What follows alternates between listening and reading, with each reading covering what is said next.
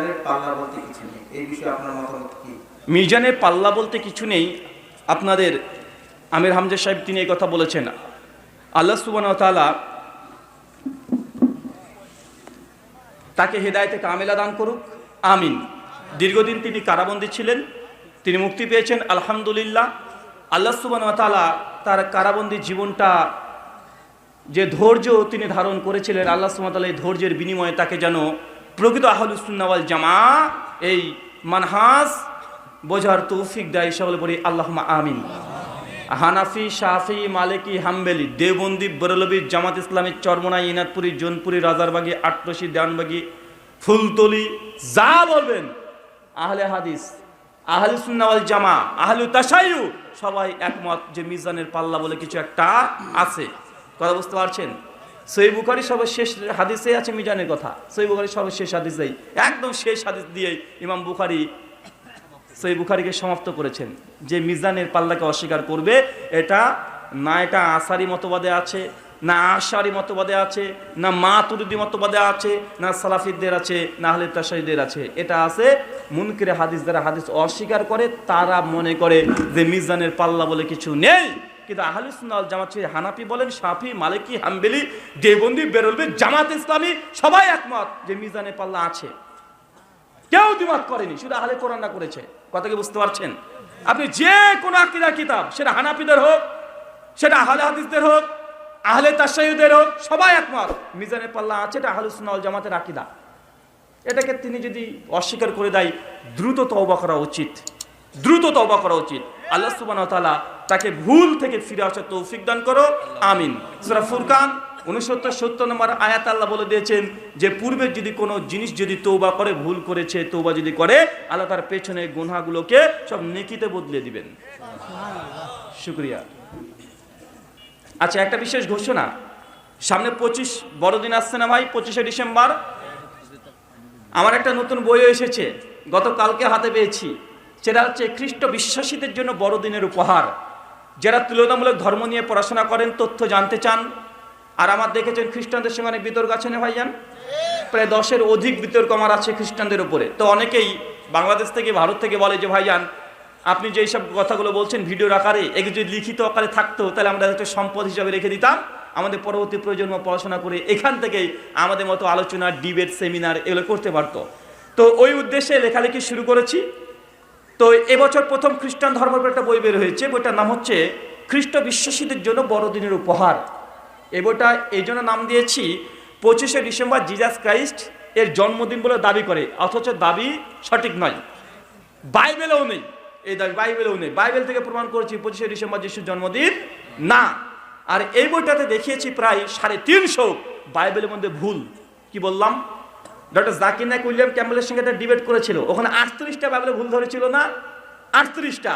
আমি এখানে টোটাল ভুলগুলোকে জমা করেছি, ডক্টর নায়েকের ভুলগুলো বাদে, ওগুলো তো পেয়ে গেছেন, কিন্তু যেগুলো আপনি জানেন না, প্রায় 350টা বাইবেলের ভুল আমার এই বইটার রেফারেন্স সহ ইংলিশ এবং বাংলা, এবং কত নম্বর বাইবেলে কোন নম্বর অধ্যায় কোন নম্বর ভার্সে আছে, 350খানা ভুল ভ্রান্তি তথ্য এই বইটাতে নিয়ে এসেছি।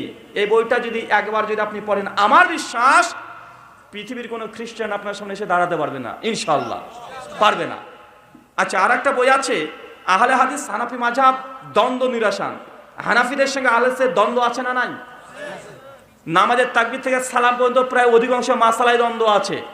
যেমন সূরা ফাতিহা পড়তে হবে কি হবে না, বুকের উপরে না নাভির নিচে হাত বাঁধবেন, আস্তে আমিন না জোরে আমিন, তারাবির সামনে আসছে 8 না 20, মারামারি চলবে। তারাবি আর তাহাজ্জুদ একই নামাজ না ভিন্ন নামাজ, মারামারি চলবে। ফরজ নামাজের পরে মুনাজাত আছে না নাই, এই সমস্ত মাসালা 35টা মাসালা নিয়ে তাহাকিকি আলোচনা, এবং হানাফিরা যে দলিল দেয় তার পাল্টা টিট ফর ট্যাট অ্যান্টিভেনাম জবাব দিয়ে এই বইটা রচনা করা হয়েছে। এই বইটা বর্ধিত সংস্করণ, যারা এর আগের এডিশন পেয়েছিলেন ওটা সংক্ষিপ্ত ছিল, এটা বর্ধিত সংস্করণ, এই বইটাও পেতে পারেন। আরেকটা বই আছে ইমাম আবু হানিফা এবং ব্যক্তিত্ব ও মাযহাব, ইমাম আবু হানিফা রাহিমাহুল্লাহর উপরে এনসাইক্লোপিডিয়া। ইমাম আবু হানিফা এশা থেকে ফজর পর্যন্ত পড়েছিল 40 বছর, মিথ্যা কথা। যতগুলো ঘটনা আছে সবগুলোকে তাহকিক করা হয়েছে। অনেকে বলে ইমাম আবু হানিফা তাবেঈ ছিল, অনেকে বলে ইমাম আবু হানিফা কিতাব হাদিসে গ্রন্থ রচনা করেছে, একটাও সঠিক কথা না। এবং অনেকে বলে হানাফি মাযহাবের কোনো ফতোয়া নাকি হাদিসের বিরুদ্ধে যায় নাই। এই বইটা তুমি শেষ একটা অধ্যায় রচনা করেছি, হানাফি মাযহাব বনাম সহিহ হাদিস, প্রায় 20-এর অধিক আমি দলিল নিয়ে এসেছি যে আল্লাহ নবী বলছে জায়েজ আর হানাফি মাযহাব বলছে না জায়েজ। এই বইটা লেখা হয়েছে। এই বইগুলো সব স্টেজের ডান দিকে পেয়ে যাবেন, এই মুহূর্তে নেওয়ার প্রয়োজন নেই, আলোচনার শেষে আপনারা নিয়ে যাবেন। আরও অনেক বই আছে, প্রায় 14-15খন আমার লেখা বই আছে। এই 3টে বইয়ের নাম বললাম, এই 3টে বই আমার মনে হয় উপকৃত আপনারা বেশি হবেন, এই জন্য শুকরিয়া। অনেক হানাফি ভাই প্রশ্ন করে বলেন আহলে হাদিসের প্রতিষ্ঠাতার নাম কি? অনেকে হানাফি ভাইরা প্রশ্ন করে বলেন যে আহলে হাদিসের প্রতিষ্ঠাতার নাম কি। তার মানে বোঝা যাচ্ছে যে তারা চাচ্ছে যে আমাদের একটা প্রতিষ্ঠাতা কেউ থাকুক না। হ্যাঁ, আহলে হাদিসের প্রতিষ্ঠাতা একজন, তিনি হচ্ছেন নবী রাহমা মুহাম্মদ রাসূলুল্লাহ সাল্লাল্লাহু আলাইহি ওয়াসাল্লাম। আমরা এই দুনিয়াতে কোন উম্মতিকে ধরে আমরা চলতে রাজি নই। যদি চলতে হয় ওই উম্মত যাকে অনুসরণ করেছে আমরা তারই অনুসরণ করব। আহলে হাদিসদের প্রতিষ্ঠাতা দেখবেন যখন ক্লাসের রেজাল্ট বের হয়, এসে একজন বলছে এই তুই ফেল করেছিস কেন? ছেলে তখন বলছে আরে আমি কেন ফেল করব, তোমার বন্ধুর ছেলেও ফেল করেছে। মানে দুজন ফেল করেছে বলে কেসটাকে নরম করার চেষ্টা করে। তারা এটা চায় যে তাদের একজন বাপ আছে বলে আমাদের একজন অবৈধ বাপ তৈরি করতে হবে। আমরা ওরকম অবৈধ বাপ তৈরি করতে রাজি না। কথা বুঝতে পারছেন না ভাইজান? কারণ তুমি কেন হানাফি? কারণ তোমার ইমাম আবু হানিফা রাহিমাহুল্লাহ। তুমি কেন শাফেঈ? তোমার ইমাম শাফেঈ। তুমি কেন বেরলভী? তোমার ইমাম হচ্ছে ইমামে আহলে সুন্নাহ আলা হযরত। তার নাম দিয়ে এই মাযহাবগুলোকে তোমরা তৈরি করেছে। তারা চাচ্ছে তাদের মতো আমরা যেন হয়ে যাই, কিন্তু আমরা তার মতো হব না। আল্লাহর নবী একদিন রাস্তা দিয়ে হাঁটছে, একটা গাছ দেখেছে। তখন আল্লাহ সাহাবীরা বলছে আল্লাহ রাসূল মুসার সাথে কম দিয়ে এরকম একটা জিনিস ছিল, যদি আমাদের জন্য কিছু দিয়ে যেতেন। আল্লাহ রাসূল বলছে তোমরা কি ইহুদির মতো ভ্রষ্ট হতে চলেছো? তারাও যা আবদার করছে তোমরা তাই আবদার করছো। মানে ওরা যা করেছে আমাদেরকে তাই করতে হবে না। আমাদের ইমাম একজন মুহাম্মদ রাসূলুল্লাহ সাল্লাল্লাহু আলাইহি সাল্লাম। এটা দলিল তাফসীর ইবনে কাসির সূরা বনী ইসরাঈল সূরা 17 আয়াত নম্বর 71 এর তাফসীর দেখবেন। আল্লাহ কোরআনে বলছেন ইয়াউমা নাদউ কুল্লা উনাসিন বিইমামিহিম, কিয়ামতের মাঠে প্রত্যেক ব্যক্তি তার ইমামকে নিয়ে উঠবেন। এই আয়াতের ব্যাখ্যা করতে গিয়ে ইমাজউদ্দিন ইবনে কাসির রাহিমাহুল্লাহ বলছেন এই আয়াতে আহলে হাদিসের শান তাদের মর্যাদা বর্ণনা করা হয়েছে। কেন? লিয়ান্না ইমামিহিম নবী সাল্লাল্লাহু আলাইহি সাল্লাম করে আহলে হাদিসদের এই দুনিয়াতে আর কোনো ইমাম নেই, একজন ইমাম, তার নাম মুহাম্মদ রাসূলুল্লাহ সাল্লাল্লাহু আলাইহি সাল্লাম। এটা আমাদের 1400 বছর আগেকার সিদ্ধান্ত। শুকরিয়া। এনায়েতুল্লাহ আব্বাসী বলেন নাসিরউদ্দিন আলবানী ছিলেন ঘড়ির মেকার এবং সে হলো একজন ইহুদিদের দালাল। এই বিষয়ে আপনি কিছু বলেন। এনায়েতুল্লাহ আব্বাসী সাহেব বলেছেন আল্লামা নাসিরউদ্দিন আলবানী রাহিমাহুল্লাহ তিনি নাকি ঘড়ির মিস্ত্রি এই বলে তিনি কটূক্তি করেন, আর তিনি নাকি ইহুদিদের দালাল। আসলে তিনি চশমা পরেন কালো তো, তাই উল্টো পাল্টা বেশি দেখে। কোন ব্যক্তির যদি কর্ম নিয়ে যদি কটূক্তি করা হয় এটা হালাল না হারাম? আল্লাহর নবী বলছেন সহিহ বুখারী মুসলিমের হাদিস, পৃথিবীতে আল্লাহ এমন কোন নবী রাসূল পাঠান নাই যারা ছাগল চড়ায় নাই। দুনিয়াতে যত নবী রাসূল এসেছে আল্লাহ নবী বলছেন সব নবী ছাগল চড়িয়েছেন। কথা বুঝতে পারছেন? দাউদ আলাইহিস সালাম, মূসা আলাইহিস সালাম, আমাদের নবী ঈসা আলাইহিস সালাম, সব নবী ছাগল চড়িয়েছে। আর কাফেররা সেই সময় এই কথাই বলতো আরে তোমাদের নবী ছাগল চড়িয়ে বেড়ায় আর এই নবীকে আমরা মানবো। আজকে দেখেন এই লোকগুলো আলবানি বলে পরে এই অভিযোগী করে যে ঘড়ির মিস্ত্রি ও আবার মুহাদ্দিস হয় কিভাবে? আবু হানিফা বলে কাপড় সেলাই করতো। কি করতো? ইমামে আজম বলে দাবি করা হয় আবু হানিফা রাহিমাহুল্লাহ তিনি কি করতেন? তিনি কাপড় সেলাই করতেন। এই উম্মতের মধ্যে সর্বশ্রেষ্ঠ ব্যক্তি আবু বকর রাদিয়াল্লাহু তাআলা আনহু তিনি কি করতেন? তিনিও ব্যবসা করতেন। তিনিও কাপড়ের ব্যবসা করতেন। পৃথিবীতে অনেক নবী রাসূল এসেছেন, তারা নিজে হাতে সেলাই করতেন, দর্জির কাজ করতেন। নবী নূহ আলাইহিস সালাম নিজে নৌকা তৈরি করেছেন, মানে কাঠ মিস্ত্রির কাজ করেছেন। তো আল্লাহ সুবহানাহু ওয়া তাআলা দুনিয়াতে 99% নবীদেরকে দিয়ে একজন সমাজের সর্বশেষ নিম্নমানের কাজগুলো করে নিয়েছে। কৃষকের কাজ করছেন নবী আদম আলাইহিস সালাম। কথা বুঝতে পারছেন? তুমি নালে হেলিকপ্টারে চড়ে ঘুরে বেড়াচ্ছ, ও হেলিকপ্টারে চড়ে ঘুরে বেড়াচ্ছে, আরামে এসে জীবন কাটাচ্ছে, তার অর্থ মনে করছে এটাই প্রকৃত আলেম। এমনটি নয়। আর যারা মুহাদ্দিস হয়, যারা আলেম হয়, যারা সমাজকে পরিবর্তন করতে চায়, তাদের এত আরামিয়াজ থাকে না। কথা বুঝতে পারছেন? এত আরামিয়াজ থাকে না, এবং তারা নিজ হস্তেই ইনকাম করে, তারপর নিজ হস্তেই পরিবারকে চালায়। আলবানী রহমাতুল্লাহ যে জীবনে যা কষ্ট আছে, ওগুলো আমরা আলোচনা নাই করলাম। আর ইহুদির দালাল, আলবানী যদি ইহুদির দালাল না হয়, সে বুখারী 6014 নম্বর হাদিস, তুমি হচ্ছে ইহুদির দালাল। আর ইহুদির দালালের প্রমাণ আছে।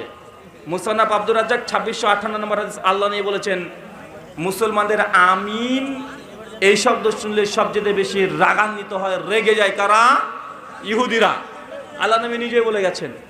তার মানে বোঝা যাচ্ছে হাদিসের আলোকে তুমি ইহুদির দালাল, ইহুদির রক্ত তোমার মধ্যেই আছে মনে হচ্ছে।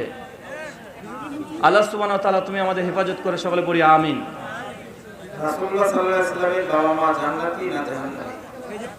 নবীর পিতামাতা জান্নাতি না জাহান্নামী, এই মাসলাটি অনেক লম্বা আলোচনার দাবি রাখে। কারণ স্পর্শকাতর বিষয়, আবেগের জায়গা এখানে। কারণ আমার নবীর পিতামাতা যদি জাহান্নামী বলে দেওয়া হয়, তাহলে ভয়ঙ্কর ব্যাপার, তাই না ভাইজান? তো এই মাসালাতে সালাফ থেকেই মতভেদ আছে। এই মাসালায় 4টে মত পাওয়া যায়। কয়টা? 4টে মত পাওয়া যায়। এক, কিছু উলামা বলেছে যে নবীর পিতামাতা জাহান্নামে। এর মধ্যে ইমাম নওয়ী আছে, ইমাম মুসলিম আছে, ইমাম বাইহাকি আছে। এই 3 ইমাম বলেছে সরাসরি জাহান্নামে যাবে। 2, কিছু উলামা মাশায়েখ তারা বলেছেন যে না, আল্লাহ নবীর পিতামাতা জান্নাত না জাহান্নাম, এটা কিয়ামতের মাঠে আল্লাহ সুবহানাহু ওয়া তাআলা সিদ্ধান্ত নেবেন বা পরীক্ষা নেবেন। কেন? কারণ আল্লাহ নবী যে সময়তে, নবীর পিতামাতা যে সময়তে দুনিয়াতে ছিলেন, ওই সময় কোনো নবী ছিল না, এটা ফাতরাতের সময়। এই জন্য কিয়ামতের মাঠে নবীকে পিতামাতাকে জীবিত করে আবার প্রশ্ন করা হবে, যে উত্তর দিতে পারে তবে জান্নাত জাহান্নাম তখন দেখা যাবে। 3 নম্বর মত আরেকটা আছে যে না, নবীর পিতামাতা সরাসরি জান্নাতে যাবে। কথা বুঝতে পারছেন? এটা বলেছেন ইমাম জালালউদ্দিন সুয়ুতী রাহিমাহুল্লাহ, তার মত হচ্ছে এইটা। আর কিছু উলামা সতর্কতা অবলম্বন করতে গিয়ে বলেছেন যে আল্লাহ নবীর পিতামাতা জান্নাত না জাহান্নাম এই বিষয়ে কোনো কথাই বলা যাবে না, সুকুতে দরকার নাই। তবে ইমাম আবু হানিফা রাহিমাহুল্লাহর ফতোয়া, তার আল ফিকহুল আকবার এই গ্রন্থে, যদিও এই গ্রন্থটা তার নামে মানে প্রমাণিত না, তারপরেও তার বইয়ের 458 পৃষ্ঠা যেটা সরা করা হয়েছে, এবং খন্দকার আব্দুল জাহাঙ্গীর স্যার, বাংলাদেশে তিনি বিখ্যাত একজন হানাফি ওলামা, তার ফিকুল আকবরের ব্যাখ্যা গ্রন্থ আছে না নাই, এই মাসলাতে তিনিও বলেছেন, ইমাম আবু হানিফা রাহিমাহুল্লাহর ফতোয়া হচ্ছে এটা, যে নবীর পিতামাতা উভয়ে জাহান্নামে যাবে। কথা বুঝতে পারছেন? আর এই বিষয়ে ডিটেল আমার আলোচনা করা আছে, ইউটিউবে যাবেন, নবীর পিতামাতা জান্নাত না জাহান্নাম এটা লিখলে উত্তর পেয়ে যাবেন। এটাকে হালকা করার জন্য আর একটা বলি, আপনারা ভাবতেন নবীর বাবা কখন জাহান্নামে যেতে পারে? ভাই পারে। নবী ইব্রাহিমের বাবার নাম কি? কি নাম? আজর। জান্নাতে যাবে না জাহান্নামে যাবে? সেই বুখারী 3350 নম্বর হাদিস। দেখেন, নবী ইব্রাহিমের বাপও জাহান্নামে যাবে, যাকে আবুল আম্বিয়া বলা হয়, যার মধ্যেই সবচেয়ে বেশি নবী এসেছে, তার বাপ যদি জাহান্নামে যায়, তা আমাদের নবী গেলে এটা আপনি এত কঠিন মনে করছেন কেন? নবীর বেটা জাহান্নামে যেতে পারে কি পারে না? পারে। কোন নবীর বেটা জাহান্নামে যাবে? নূহ আলাইহিস সালামের সন্তান কেনান জাহান্নামে যাবে। সূরা হুদ 25 থেকে 40 নম্বর আয়াত পড়ে দেখেন, নবীর স্ত্রী জাহান্নামে যেতে পারে কি পারে না? পারে। লূত আলাইহিস সালাম আর নূহ আলাইহিস সালামের স্ত্রী জাহান্নামে যাবে। সূরা তাহরিম আয়াত নম্বর 10, 11, 12 পরপর ইবনে কাসির থেকে আলোচনা দেখে নেন, পেয়ে যাবেন। নবীর পিতা যে জাহান্নামে যাবে, মা মাতাবা জাহান্নামে যাবে, এই ব্যাপারে আল্লাহ নবীর নিজেরই কথা আছে সেই মুসলিমে। কি তা বলে? ইমানের শাফাতুন নবী হাদিস না 398। একজন সাহাবী এসে বলছে, ইয়া রাসূলুল্লাহ, আমার পিতামাতা কোথায়? আল্লাহ নবী বলছে জাহান্নামে। সাহাবী কষ্ট পেয়ে গেলেন, চলে যাচ্ছেন, নবী ডাকলেন। আল্লাহ নবী বলছেন, তোমার বাবা যেখানে আমার বাবাও সেখানে। এই হাদিসের আলোকে ইমাম নওয়ী, ইমাম বাইহাকি, ইমাম আবু হানিফা রাহিমাহুল্লাহ আরো অনেক সালাফগণ বলেছেন যে নবীর পিতামাতা তার উভয়ই জাহান্নামে যাবে। এবং ইমাম নাসাই এই হাদিস আনার আগে অধ্যায় রচনা করেছেন মুশরিকদের কবরস্থান, মুশরিকদের কবরে দোয়া করা নিষিদ্ধ অধ্যায়। ইমাম তিরমিজি এই অধ্যায় রচনা করেছেন মুশরিকদের কবর জিয়ারত। ইমাম ইবনু মাজাহ এই হাদিস নিয়ে এসে লিখেছেন মুশরিকদের কবর জিয়ারত। কথা বুঝতে পারছেন? মুশরিকদের জন্য দোয়া। তার মানে এইসব ইমামগণ মনে করছেন যে আল্লাহ নবীর পিতামাতা মুশরিক অবস্থায় মৃত্যুবরণ করেছে, নচেত অধ্যায় কেন রচনা করবেন? শুকরিয়া। অনেকে বলে আহলে হাদিসরা ক্রস পরিবর্তন করে, তারা বলে তালেবানের বিরোধিতা করে, আহলে হাদিসরা তালেবানের বিরোধিতা করে। এই বিষয়ে আপনার মতামত কি? আপনাদের প্রশ্নগুলো অনেকটা বিরক্তিকর লাগে। আহলে হাদিসরা তালেবানের বিপক্ষে বলে, ভাই কে তালেবানের বিপক্ষে বলেছে? কথা বলেন। জি, আচ্ছা, তালেবানের পক্ষে আজ থেকে 5 বছর আগে কেউ ছিল? কথা বলেন। ভয়ে নামই নিত না, ছিল না কি ছিল না? কথা বলেন। তালেবানের উপরে আমার ডিটেল আলোচনা করা আছে ইউটিউবে, গতকালকে আলোচনা করেছি একটা, আর 1 সপ্তাহ আগে একটা উত্তর দিয়েছি, ওখান থেকে উত্তরটা আবারও শুনে নেবেন। জি, আলাউদ্দিন জিহাদি আপনাকে চ্যালেঞ্জ করে, এ দেখে আপনি তাকে চ্যালেঞ্জ করেন। এই ঝড় কি শুধু ফেসবুক পর্যন্ত না, আপনাদেরকে আমরা সামনাসামনি দেখব? আলাউদ্দিন জিহাদি ফেসবুকে আমাকে চ্যালেঞ্জ করে, আমি তাকে চ্যালেঞ্জ করি। এখন কি সামনাসামনি হওয়ার সম্ভাবনা আছে? আমি তো বলেছিলাম নাটোরে চলে আসতে, উনি আসতে ইচ্ছা করেছেন, তবে বলেছেন এমপির পারমিশন লাগবে, আর উনি এটা জানেন এমপি পারমিশন দেবে না। কথা বুঝতে পারছেন না? বাংলাদেশে প্রকাশ্যে বাহাস মোনাজারা আমার মনে হয় না যে হওয়াটা সম্ভব, কারণ এর আগে সুন্নিদের সঙ্গে দেওবন্দীদের বাহাসের কথা হলো, এনাতুল্লাহ আব্বাসী গাব গাছের নিচে বসে থাকলেন, আর লুৎফর ফারাজিরা 5 তলা বিল্ডিং এর উপরে বসে থাকলেন। এই এখনো চলছে দেওবন্দির সঙ্গে বেরলভীদের বাহাস হবে, রেজাল করিম আবরার আর কিউট বয়দের সঙ্গে, আর অপরদিকে আছে আলাউদ্দিন জিহাদিদের গ্রুপ। তো আজ পর্যন্ত তারা 3 মাস হয়ে যাচ্ছে, ফাইনালি করতে পারলো না যে বাহাস কোথায় হবে, কিভাবে হবে। কথা বুঝতে পারছেন?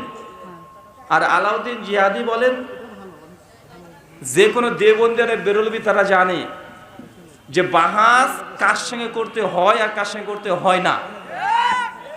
ওরা খুব ভালোভাবে জানে শেখ আব্দুর রাজ্জাক বিন ইউসুফকে চ্যালেঞ্জ করা বাহাসের বিষয়ে যায়, ডক্টর গালিব স্যারকে বাহাসের বিষয়ে চ্যালেঞ্জ করা যায়, কিন্তু যারা বাহাস বিতর্ক মুনাজারা করে তাদের সঙ্গে বাহাস করার চ্যালেঞ্জ তারা করবে না। দেখেন আমার কিউটবাকে কতদিন থেকে চ্যালেঞ্জ করছি, কতদিন থেকে বলেছি বেটা তুমি 5 মিনিট বসো, ওর মুখ দিয়ে জবান দেওয়ার নামটা ভুল করে বের হয় না, ফেসবুকে লিখতেও পারে না। ওইকে আরিফ বিন হাবিব না কি নাম যেন একটা বক্তা, জি জি, ও আবার ফেসবুকে দেখলাম কিছুদিন আগে লিখেছে যে খবরদার যারা জেনারেল শিক্ষিত ছাত্র আছে তাদের সঙ্গে বাহাসে যাবেন না। দিনাজপুরে গত সফরেই ডক্টর আসাদুল্লাহ গালিব স্যারের আহলে আন্দোলন বাংলাদেশকে চিঠি লিখেছিল যে বাহাস করতে চাই বাংলাদেশের সুন্নিরা যে কোনো জায়গায় বাংলাদেশের। তো আমি ফোন করলাম তাদেরকে যে ভাই তাই নাটোরে চলে আসেন, বাহাস হবে। অনেক কিছু হওয়ার পরে যখন বুঝতে পারলো যে আসলে আমি আছি এবং বাহাস আমি উপস্থিত হব, সেই সময় পরের দিন তারা লিখে দিয়েছে বাহাসের শর্তনামায় যে বাহাস হবে আহলে সালেমদের সঙ্গে, তবে বিদেশি কোনো ব্যক্তি যেন বাহাসে না থাকে। এখন বলতো বিদেশি ব্যক্তি কাকে বলছে? কথা বুঝতে পারছেন না? তো আসলে বাহাস মুনাজারা এটা আলাদা একটা ইলম, আলাদা বিদ্যা। এটা শুধু আলেম হলেই করতে পারবে এমনটা নয়, এর জন্য কিছু কৌশল লাগে, শত্রুপক্ষের অস্ত্র কি আছে জানা লাগে, নিজের দলিলের জবাব জানা লাগে, আরো অনেক কিছু আছে, কিছু ক্রাইটেরিয়া আছে। কেন বাংলাদেশের যে নাস্তিক ছিল না ভাইজান, কয়দিন আগে আল্লাহ নবীর উপরে কত বাজে বাজে কথা বললো, ভাবছে নাস্তিক না নাস্তিক, বাপ রে বাপ, বিশাল ব্যাপার। আমার সঙ্গে বিতর্ক হয়েছে, দেখেছেন না? কারা কারা দেখেছেন? অনেকে দেখেছেন, মাশাআল্লাহ, অনেকে আছেন। তো খুব গর্ব করে অহংকার করে বলছিল, ওরা ভাবছে যে হুজুররা আর কি পারবে, হুজুররা আর মেডিকেল সায়েন্সের কি বোঝে, বায়োলজি কি বোঝে। একদম যখনই চ্যালেঞ্জ করা হয়েছে, ডাইরেক্ট চ্যালেঞ্জ অ্যাকসেপ্ট করা হয়েছে। 3 ঘন্টা আলোচনা, ব্যাটার মুখের উপরে এতগুলো তথ্য প্রমাণ যুক্তি ব্যবহার করা হয়েছে, তো জিন্দেগিতে ও বাহাস আর চ্যালেঞ্জের নাম আর গন্ধ নেবে না। 21খানা প্রশ্ন করেছি, বা উত্তর দিতে পেরেছে? কথা বলেন। আরে বাহাসের বিষয় ছিল আম্মা জান আয়েশার বিবাহটা নৈতিক না অনৈতিক। বেটাকে প্রথম প্রশ্ন করেছি নৈতিকতার সংজ্ঞা কি, 3 ঘন্টা পার হয়েছে নৈতিকতার সংজ্ঞাই বলতে পারেনি। এরা হচ্ছে বাহাস করতে আসবে। আলহামদুলিল্লাহ গোটা বিতর্ক প্রায় 80,000 মানুষ ফেসবুকে এট এ টাইম একসঙ্গে দেখেছিলেন, আপনারাই দেখেছিলেন 80,000 মানুষ, আলহামদুলিল্লাহ। এবং তাদের দলিল যে কত দুর্বল এটা সকলে জানে। আর নিশ্চয়ই আমার কিউট বয়রাও দেখেছে, ওই আলাউদ্দিন জিয়াদি বলেন, এনাতুল আব্বাসী বলেন, সবাই ওই ডিবেট দেখেছে আর দেখে নিয়েছে যে বাবা এর সামনে যাস না। কারণ নাস্তিককে যেভাবে ধরেছে, এটাকে খ্রিস্টানদের সময় বিতর্ক দেখেন না ভাইজান? ওদের নাইমা কানাডিয়ান নাইমা সরকার, পার্থ দাস গুপ্তা খ্রিস্টানদের সঙ্গে বিতর্ক করাতে সকলে দেখে নিয়েছেন। যেমন হিন্দুদের সঙ্গে বিতর্ক হলো গরুর মাংস খাওয়া যাবে কি যাবে না, বা দেখেছেন কি দেখেন নাই? বড় বড় কথা বলেছিল যে ডক্টর জাকির নাইকে চ্যালেঞ্জ করেছি, 15,000 মুসলমানকে হিন্দু বানিয়েছি। এমন একজন পণ্ডিতের সঙ্গে বাহাস হলো যে গরু মাংস খাওয়া যাবে কি যাবে না, হিন্দু ধর্ম থেকে 26টা প্রমাণ দিয়েছি। লাস্ট পর্যন্ত একটা মুখ চোখ সব অন্যরকম হয়ে গেছিল। তোরাও জানে যে বাহাস কোথায় করতে হয়। আর এই জন্য বলি যে দেওবন্দি হোক বেরলভী হোক, যে কেউ আহলের সঙ্গে হানাফিদের দ্বিমতীয় মাসালাতে কেউ যদি বাহাস করতে চায়, আমি এক পায়ে দাঁড়ি, যখন বলবে ইনশাআল্লাহ করতে রাজি। তো শর্ত আমার একটাই, যারা বিতর্ক করতে আসবে তারা একটু পরিচিত মুখ হতে হবে।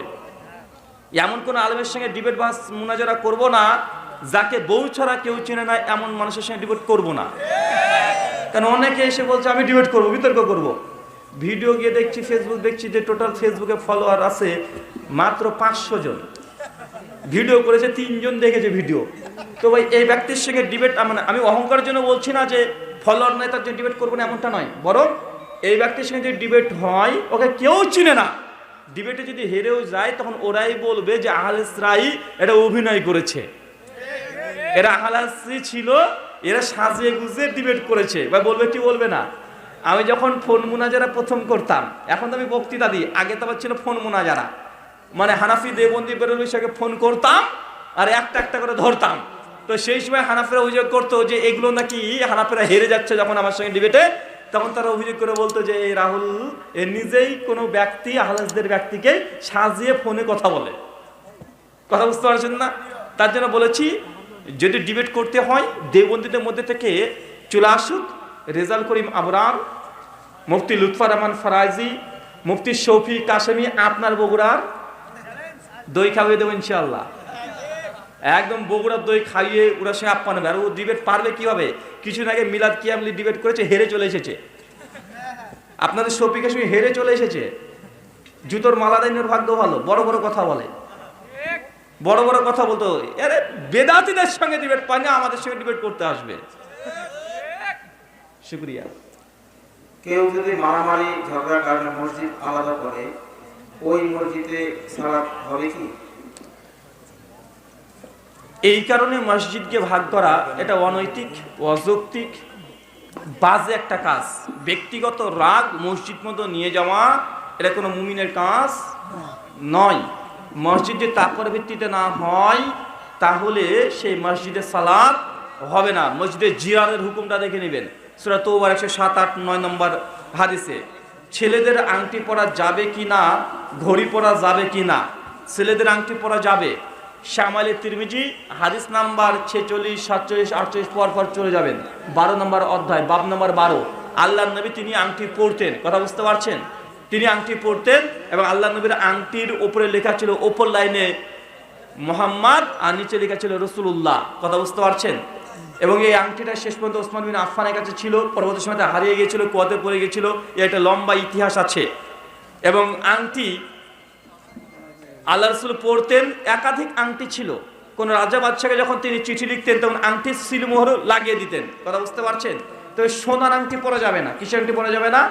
সোনার আংটি পরা যাবে না, হারাম। মেয়েরা পড়তে পারবে, ছেলেরা পড়তে পারবে না। আংটির উপরে আমার একটা আলোচনা আছে, ইউটিউবে যাবেন, লিখবেন ব্রাদার রাহুল হোসেন নবী সাল্লাল্লাহু আলাইহি ওয়াসাল্লামের আংটি কেমন ছিল, লিখলে 40 মিনিট একটা ভিডিও পেয়ে যাবেন। শাইখ নাস্তিক অমুক সম্পর্কে কিছু বলুন, বললাম একটু আগে। বাংলার কিউট বয় আবরার যে জর্দা খাওয়া হালাল বলেছেন, এটা কেমন মূর্খতা? এই ব্যাপারে উত্তর দেওয়া আছে। আসলে তারা শুধু জর্দা খাওয়া হালাল না, গাঞ্জা খাওয়া হালাল ফতোয়া দিয়েছে। এটা জানা ছিল না আপনার? হ্যাঁ, গাঞ্জা বোঝেন? গাঞ্জা খাওয়া হালাল তাদের ফতোয়া। বিড়ি তো, এই জর্দা তো মামুলি বিষয়। আরে যাদের কাছে গাঞ্জা খাওয়া হালাল, হুক্কা খাওয়া হালাল, যাদের কাছে, তাদের কাছে জর্দা মামুলি বিষয় না ভাইজান? ভাবছেন আমি মানে এমনি বলছি? একটা বই আছে ফাতোয়ায়ে রাশেদিয়া, দ্বিতীয় খণ্ড, আমার কিউট বয়দের হুজুরদের বই। এই হুজুরের উপরে একটা মুখে কথা বলতে পারবে না। এর নাম হচ্ছে, মানে বইটা যিনি লিখেছেন রশিদ আহমেদ গাঙ্গুই। এই নাম বলার পর রহিমাহুল্লাহ পড়তে হয় তাদেরকে, মানে রহ, মানে ওখানে দাঁড়া। গরুকে মানুষ কি বলে? রহ বলে না? দেখেন না, রশিদ আহমেদ গাঙ্গুই, আমি বলছি রহ। ওরা রহিমাহুল্লাহ পড়ুক, সমস্যা নাই। উনার ফতোয়া, এই বইটার 127 নম্বর পৃষ্ঠা। কত নম্বর পৃষ্ঠা বলেন? ফাতোয়ায়ে রাশেদিয়া, পৃষ্ঠা নাম্বার 127। ফতোয়া আছে গাঁজা খাওয়া হালাল। এটা মুখস্থ করে বাড়ি যান। প্রশ্ন করেছেন, হুজুর মসজিদে বিড়ি সিগারেট খাওয়া যাবে কি যাবে না? মসজিদে বাইরে না কিন্তু, কোথায়? মসজিদের ভেতরে। মানে এই খোরগুলো বাইরে তো খায়, মসজিদে খাওয়ার ইচ্ছে এদের। মসজিদের বারান্দা পর্যন্ত খায় তারা, খায় না ভাইজান? আমাদের তাবলিগের ভাইরা আসে, একদম মসজিদের বারান্দায় বসে বসে গুল ঘষে, আছে না নাই? মানে মসজিদের একদম ধাপে মধ্যে উঠে পড়েছে, এখন চেষ্টা করছে মসজিদের মিম্বারে গিয়ে খাবে। বিড়ি সিগারেট হুক্কা গাঁজা খাওয়া জায়েজ কি জায়েজ না? প্রশ্নের উত্তর দিচ্ছে আমাদের কিউট বয়ের বাপগুলো। কি দিচ্ছে দেখেন, হুক্কা, বিড়ি, সিগারেট তথা ধূমপান করা স্বাভাবিক অবস্থায় মাখরু তথা পরিত্যাজ্য, মানে এটা খাওয়া উচিত নয় বাবা। এরপর বলছে, তবে কোনো ব্যক্তি যদি এগুলোতে এই পরিমাণ অভ্যস্ত হয়ে যায় যে এগুলো ছাড়া থাকতে পারে না। কথা বুঝতে পেরেছেন এবার? বলছে এটা আসলে খাওয়াটা উচিত না, কিন্তু কোনো ব্যক্তি যদি এই পরিমাণে অভ্যস্ত, নেশা করে মাতাল হয়ে যায় যে বিড়ি আর গাঁজা না খেলে থাকতে পারে না, তাহলে তার জন্য ফতোয়া কি বলছে? তখন এগুলো তার দৈহিক প্রয়োজনের অন্তর্ভুক্ত বলে ধার্তব্য হবে। মানে তখন এই গাঁজার গাঁজা না, বিড়ি আর বিড়ি না, জর্দার জর্দা না, এটা ঔষধ হয়ে গেছে। কারণ যে থাকতে পারে না বিড়ি, মানে যে জর্দা ছাড়া, হিরোইনচি ছাড়া, গাঞ্জা ছাড়া, হুক্কা ছাড়া থাকতে পারে না, একদিন দুদিন যদি না খায় ক্যারামারা ধরে যায়, তো এই ব্যক্তির জন্য এগুলো খাওয়ার হারাম না, বরং এগুলো মেডিসিন, ঔষধ। চিন্তা করেছেন? মানে যারা মদখোর মাতাল আছে তারা কিন্তু সেরে নিচ্ছে নাকি, ওই যে হুজুর এই ফতোয়ায় দরকার। এরপর কি বলছে দেখেন, তখন ইতিকাফকারীর জন্য জায়েজ আছে।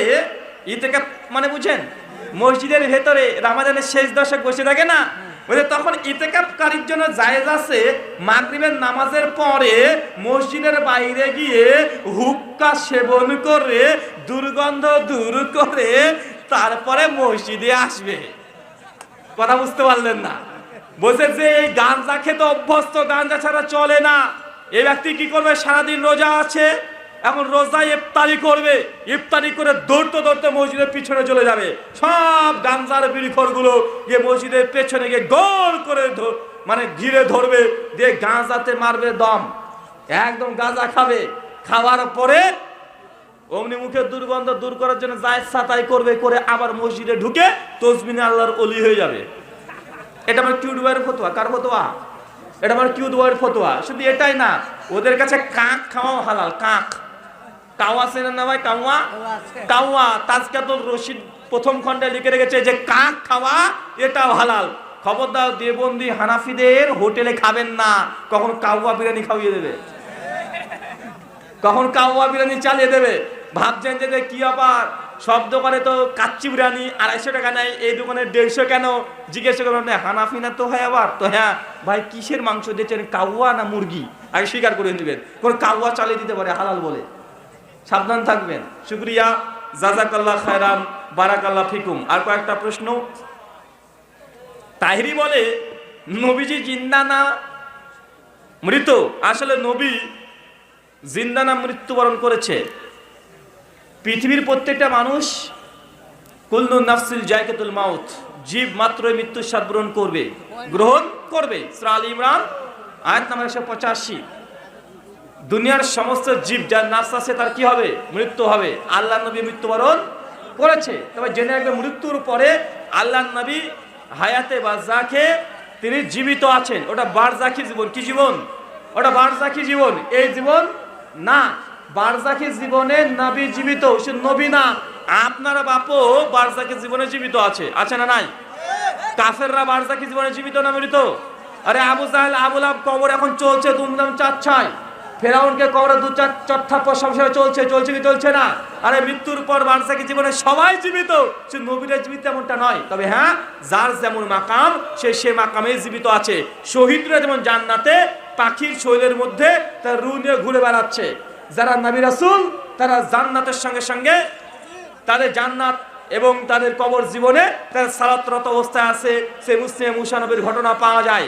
যারা মুমিন আছে কবরে ঘুমিয়ে থাকবে, ঘুম থেকে উঠবে জান্নাত। কাফের হলে তার কবরে আযাব চলবে। তাহলে বোঝা গেল বারজাখি জীবনে সবাই জীবিত। কথা বুঝতে পারছেন? বারজাখি জীবনে সবাই জীবিত না? সবাই জীবিত।